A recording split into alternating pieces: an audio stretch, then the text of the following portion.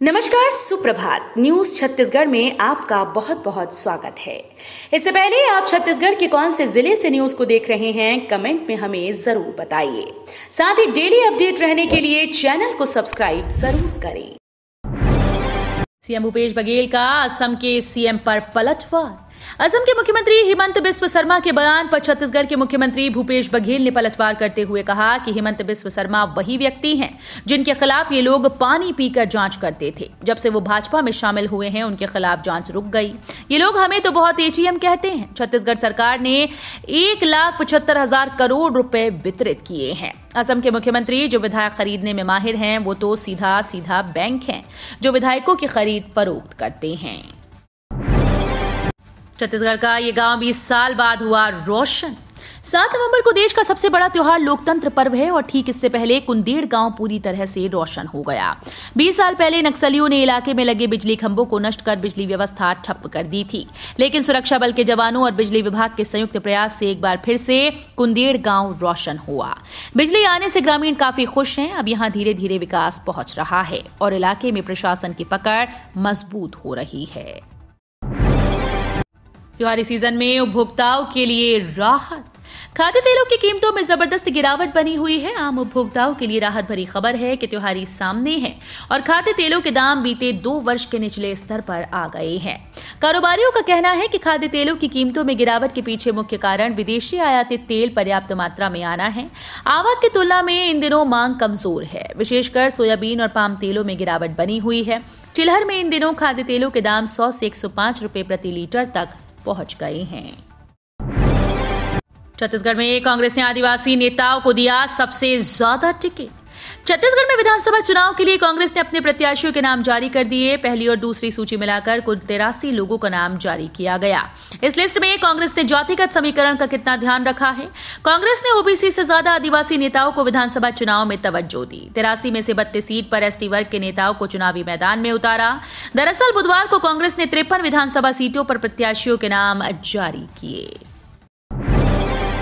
रायपुर के शिक्षकों की अनूठी पहल, जो छात्राएं नहीं दे पाते शुल्क, ओजस्वी बैंक से उनको मिलती है मदद।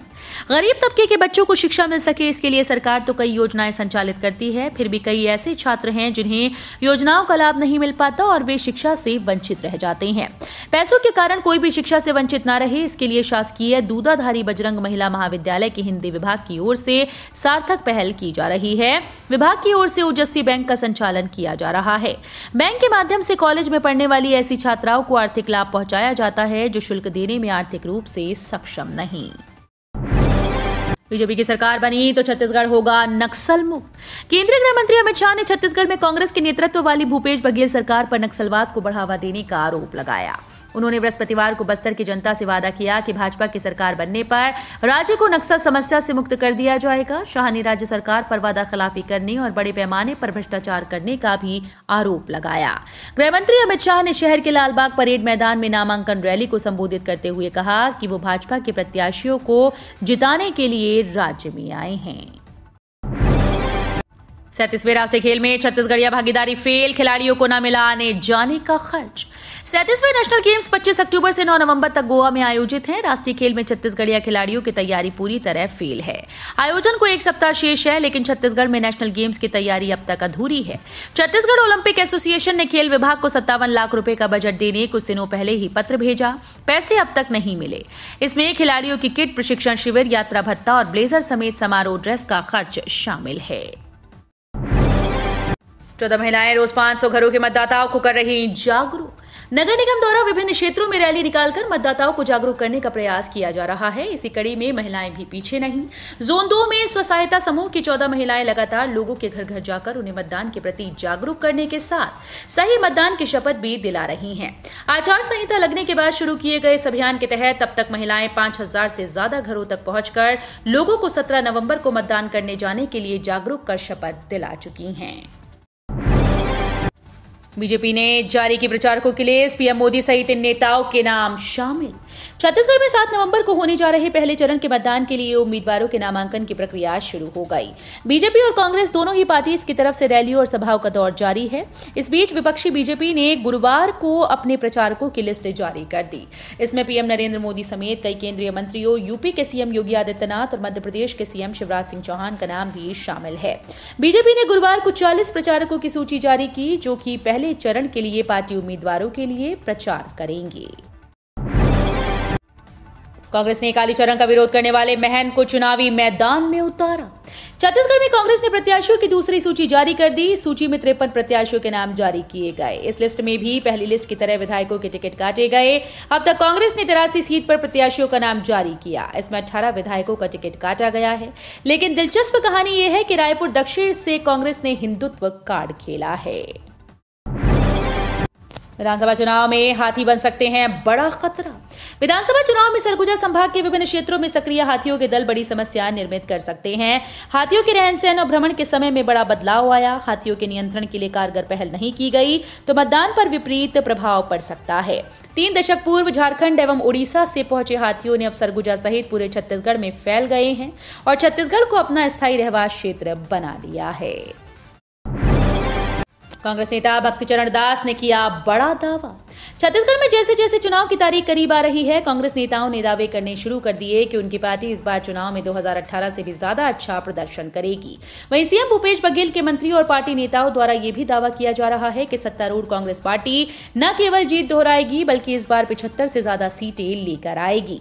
समाचार एजेंसी पीटीआई से बातचीत में कांग्रेस नेता भक्तचरण दास ने कहा कि 5 साल जो काम हमारी सरकार ने किया, जो सरकार का योगदान रहा, जो हमारी राष्ट्रीय पार्टी की सोच है, राहुल गांधी जी और मल्लिकार्जुन खड़गे जी की सोच है। नवरात्र में मां बमलेश्वरी के दर्शन के लिए जाने वाले श्रद्धालुओं को राहत। नवरात्र पर्व पर डोंगरगढ़ मेले में देवी दर्शन के लिए जाने मशक्कत कर रहे हजारों श्रद्धालुओं के लिए राहत भरी खबर है। नवरात्र मेले में जाने और वहां से आने के लिए श्रद्धालुओं और यात्रियों की दिक्कतों को ध्यान में रखकर रेलवे प्रशासन ने 6 और एक्सप्रेस ट्रेन का स्टॉपेज डोंगरगढ़ स्टेशन में अस्थायी तौर पर घोषित कर दिया। इसलिए रायपुर स्टेशन से होकर चलने वाली सभी 6 ट्रेन डोंगरगढ़ स्टेशन में आते जाते 2 मिनट रुककर चलेंगी। बुधवार को रायपुर स्टेशन से भगत की कोठी, चेन्नई बिलासपुर और पुणे बिलासपुर एक्सप्रेस रवाना हुई। कवर्धा में असम के सीएम हेमंत बिस्वा बोले, कांग्रेस प्रभु श्री राम को नहीं बाबर को चाहने वाली पार्टी। असम के मुख्यमंत्री हेमंत बिस्वा शर्मा ने छत्तीसगढ़ में कवर्धा की चुनावी सभा में प्रदेश में 60 वर्षों तक राज करने वाली कांग्रेस पर जमकर हमला बोला। उन्होंने कहा कि कांग्रेस प्रभु श्री राम को नहीं बल्कि बाबर को चाहने वाली पार्टी है।